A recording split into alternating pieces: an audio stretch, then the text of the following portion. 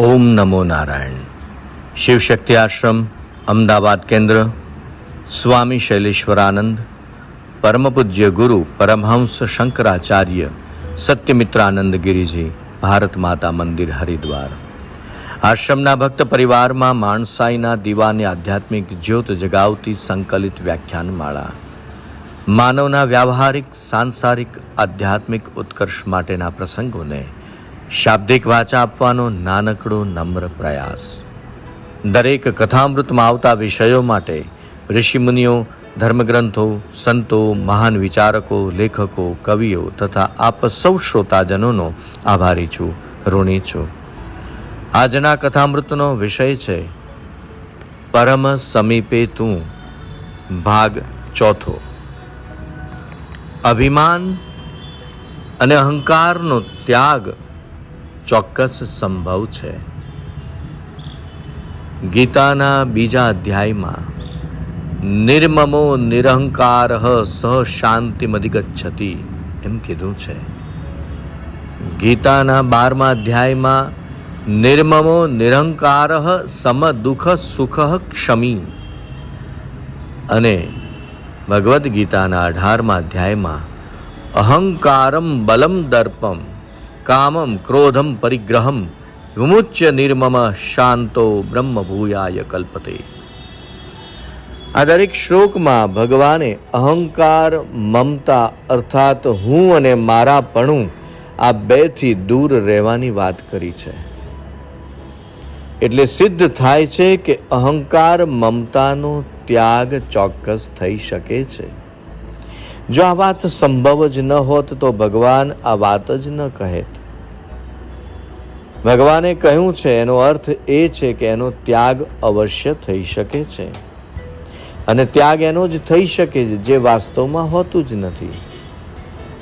વાસ્તવિકતાનો ત્યાગ નથી હોતો. જેમ કે જો અગ્નિમાંથી ઉષ્ણતા અને પ્રકાશનો ત્યાગ કરવો તો કેવી રીતે ત્યાગ થશે? સૂર્યદેવ પોતાના પ્રકાશનો અને ગરમીનો ત્યાગ કેવી રીતે કરે? અહંકાર, મમતા આપણે બનાવી છે. એને જ ઋષિમુનિઓ, સંતોએ માયા કહી છે. ભગવાન શ્રી રામે પણ પંચવટીમાં આજ કહ્યું છે, મેં અરુ મોર તોર તઈ માયા, જે હી બસ કિન્હે જીવ નિકાયા. હું અને મારું, તું અને તારું આજ તો માયા છે. આ માયામાં જ સંસાર ફસાયેલો છે. માયાનો ત્યાગ ચોક્કસ થઈ શકે છે.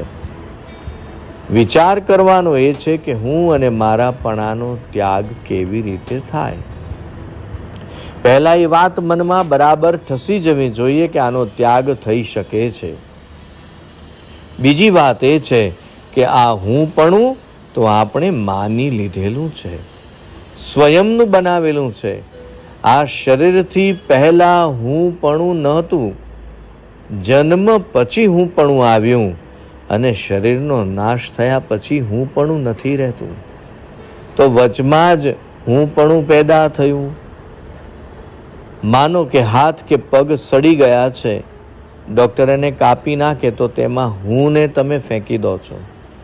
એવી જ રીતે મરી ગયા બાદ શરીર અહીં જ પડ્યું રહે છે, અને એને લોકો સળગાવી દે છે. જરા પણ દયા આવતી નથી.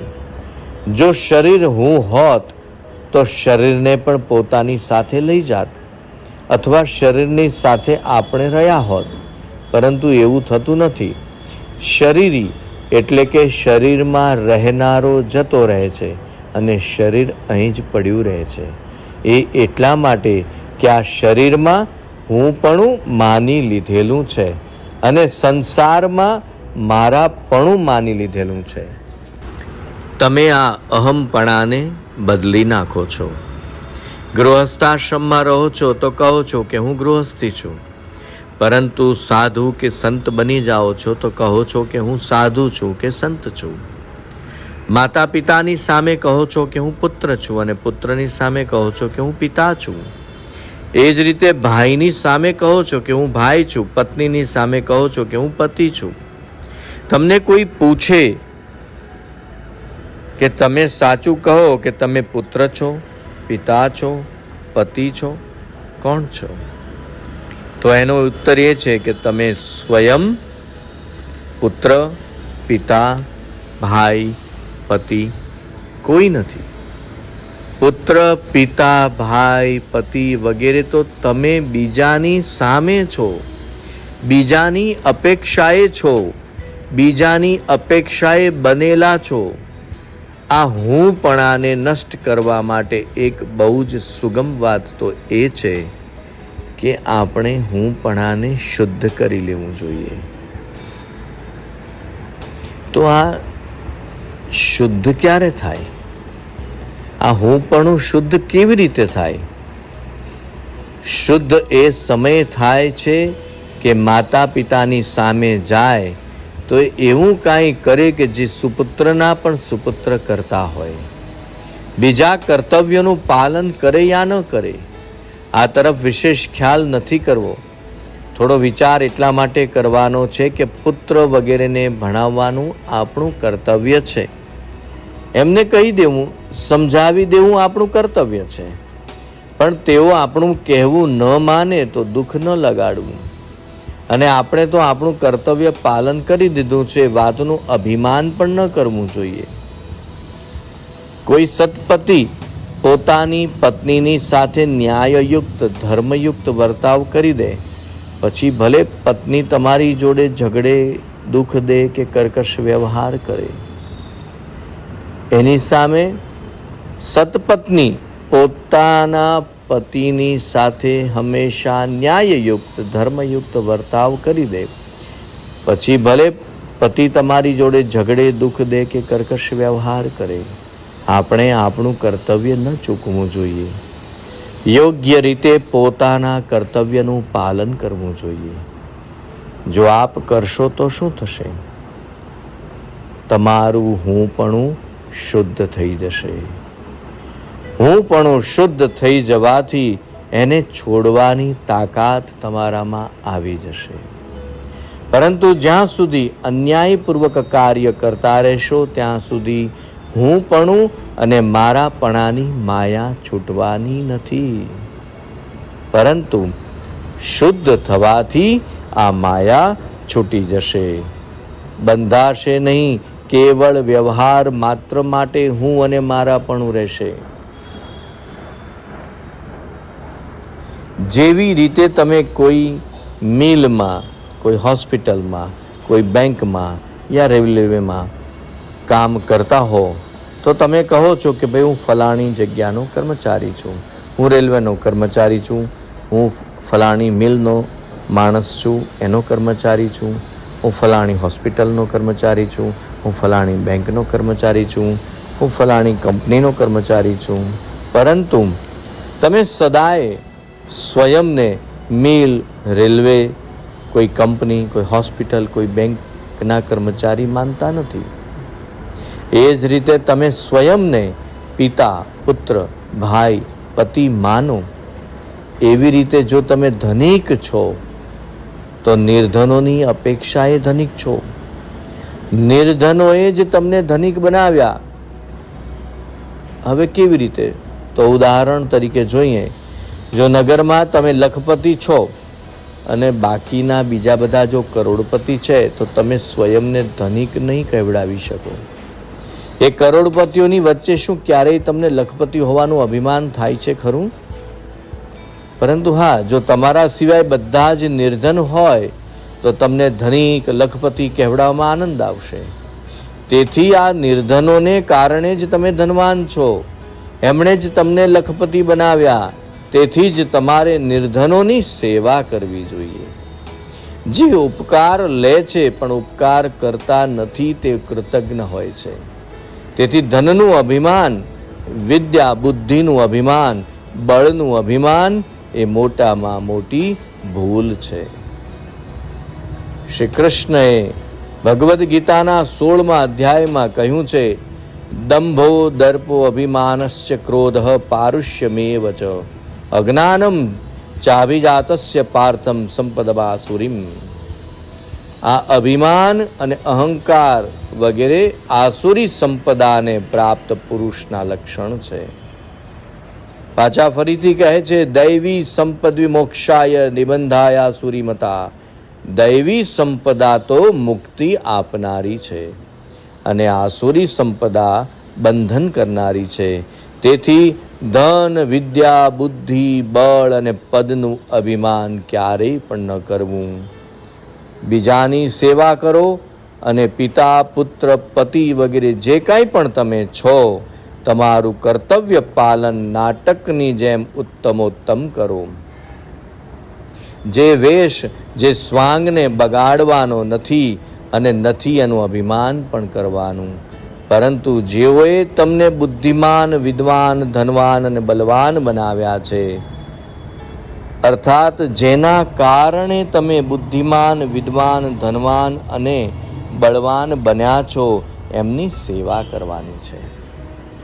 બ્રાહ્મણ અને સાધુ, બ્રાહ્મણપણા અને સાધુપણાના અભિમાનને કારણે મોટા બન્યા નથી, પરંતુ ત્યાગને કારણે મોટા બન્યા છે. શ્રાદ્ધની એવી વિધિ છે કે પહેલા બ્રાહ્મણને નિમંત્રણ આપવું જોઈએ. બ્રાહ્મણો સંયમપૂર્વક, બ્રહ્મચર્યપૂર્વક રહે, યજમાનને ત્યાં ભોજન કરે, એમના પિતૃઓનો ઉદ્ધાર કરે, પછી પોતાના ઘરે જઈને ગાયત્રી જપ કરે અને પ્રાયશ્ચિત કર્મ કરે. તો આ શું હતું? આ બ્રાહ્મણોનો ત્યાગ હતો.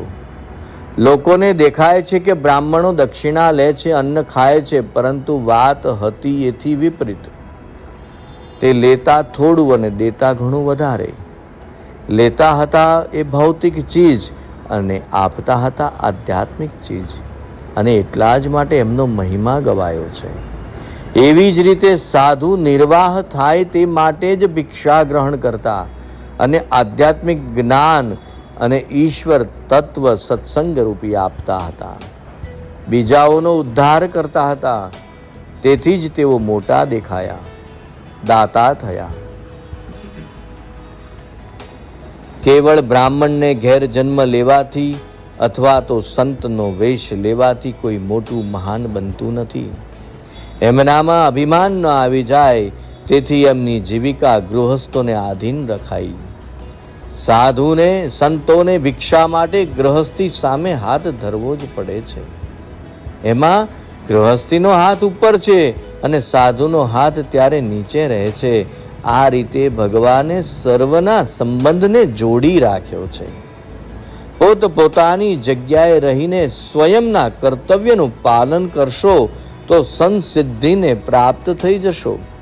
ભગવદ્ ગીતાના 18મા અધ્યાયમાં કીધું છે, સ્વે સ્વે કર્મણ્યભીરતઃ સંસિદ્ધિ લભતે નરઃ.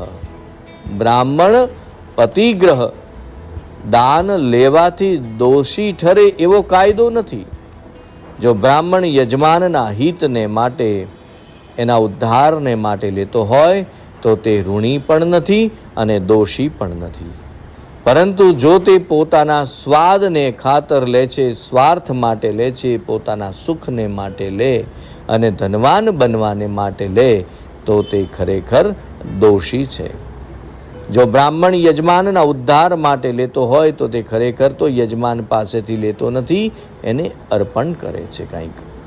આ જ રીતે તમે નામ કીર્તિને માટે દાન પુણ્ય કરતા હો, તે આપવું પણ લેવું જ ઠરે છે. જ્યાં સુધી આ પ્રકારની તમારી દાનત હોય ત્યાં સુધી તમે ક્યારેય દાતા નહીં થઈ શકો. બીજી વાત એ છે કે તમારી પાસે ધન, વિદ્યા વગેરે છે અને તમે તે બીજાઓને આપો છો તો એમાં કાંઈ ઉત્તમ કોટીની ચીજ નથી. આ તો ઇન્કમટેક્સ ચૂકવવા જેવી વાત છે. એમાં જો તમે બડાઈ કે અહંકાર કરતા હો તો તે તમારી ભૂલ છે. અહંકાર કરવો તો જેમ આગળ ઉપર કહ્યું છે તેમ આસુરી સંપદાનું લક્ષણ જ છે, અને આસુરી સંપદા હંમેશા બંધનકારક છે. તેથી આપણે આ આસુરી સંપદાથી ઊંચે ઉપર ઉઠવાનું છે. અભિમાન તો વસ્તુઓ તથા પદાર્થોને લીધે થાય છે અને અહંકાર શરીરને લીધે સ્વયંમાં થાય છે. તેથી આપણે અહંકાર અને અભિમાનનો ત્યાગ કરવો જોઈએ. અને એટલે જ શાંતિનો મૂળ મંત્ર કીધો છે, કરને મેં સાવધાની, હોને મેં પ્રસન્નતા. અને છેલ્લે એક પ્રસંગ, બુદ્ધના મૃત્યુ પછી બુદ્ધના વચનોને સંગ્રહિત કરવા માટે બૌદ્ધ ભિક્ષુઓનો સંઘ મળ્યો હતો. એ સંઘમાં આનંદને આમંત્રણ આપવામાં આવ્યું ન હતું. આનંદ બુદ્ધની સર્વાધિક નિકટ રહેલો હતો. બુદ્ધે કોઈને શું કહ્યું, ક્યારે કહ્યું, બુદ્ધના પ્રામાણિક વક્તવ્યનો તે એકમાત્ર સાક્ષી હતો. 40 વર્ષથી રાત અને દિવસ બુદ્ધની સાથે રહેતો હોવાને કારણે કોઈ પણ ઘટના એવી ન બની હોય કે તેનો જાણકાર ન હતો. મતલબ કે બુદ્ધની બધી જ વાતોનો તે પૂરેપૂરો સાક્ષી હતો. તો પણ ભિક્ષુઓના સંઘની બેઠકમાં આનંદે બહુ વિનંતી કરવા છતાં પણ તેને બોલાવવામાં ન આવ્યો. ન બોલાવવાનું કારણ પૂછતા આનંદને કહેવામાં આવ્યું કે હજુ સુધી તમે જ્ઞાનને ઉપલબ્ધ થયા નથી. તો આનંદે ફરી પ્રશ્ન કર્યો કે તમે કેવી રીતે જાણવા પામ્યા કે મને જ્ઞાન ઉપલબ્ધ થયું નથી? તો ભિક્ષુએ કહ્યું કે તમે બુદ્ધની પાસે 3 વચન લીધા હતા, તેના અભિમાનની રેખા બાધા બની ગઈ અને તેના જ કારણે તમે જ્ઞાનને ઉપલબ્ધ નથી. આનંદે ભિક્ષુઓની વાત સ્વીકારી લીધી. હું બેઠકમાં હાજર રહેવાને યોગ્ય નથી. હું યોગ્ય બનીશ ત્યારે આવીશ અને ત્યારે જ આપના દ્વાર ખટખટાવીશ. આનંદ પછી 24 કલાક ધ્યાનમાં બેસી જાય છે. 24 કલાક બાદ ધ્યાનમાંથી જાગીને આનંદે સભાનો દરવાજો ખટખટાવ્યો. દરવાજો ખોલવામાં આવ્યો. ભિક્ષુઓએ આનંદને જોયો. આનંદના ચહેરાની આભા, તેના ચાલવાના રંગ ઢંગ જોયા. 40 વર્ષથી તમને જોયા છે, પણ આજે તમે એકદમ બીજા જ દેખાઓ છો. કારણ કે જુદા જ તરિયાઓ છો. તમારામાં પરિવર્તન હવે આવી ગયું છે. હવે તમે સભામાં આવી શકો છો. તમારા માટે દરવાજા ખુલ્લા છે. ત્યારે આનંદે કહ્યું કે ધ્યાનમાં મને ખ્યાલ આવી ગયો કે સમર્પણમાં શરત ન હોઈ શકે. સમર્પણમાં કોઈ શરત ન હોઈ શકે. અહંકારની એક સામાન્ય રેખા મારામાં રહી ગઈ હતી. અહંકારની એક સામાન્ય રેખા મારામાં અંકિત થઈ ગઈ હતી. એટલે મેં આજે તે બદલ ક્ષમા માગી લીધી છે અને શરત છોડી દીધી છે. હવે મારો કોઈ આગ્રહ નથી કે મને સભામાં અંદર બોલાવી લો કે ન બોલાવો. હું તો બહાર બેસીને પણ સાંભળીશ. તો ભિક્ષુઓના સંઘે આનંદને કહ્યું કે હવે તમે સભામાં હાજર રહેવામાં અમને કોઈ અડચણ નથી. તમારો અહંકાર, તમારી અહમતા ઓગળી ગઈ છે. તમારો અહંકાર જ આડે આવતો હતો. અને સાચી વાત છે, માણસનો અહંકાર જ આડે આવતો હોય છે. આપણે સમજવાની આટલી જરૂર છે. અસ્તુ શુભમ ભવતુ.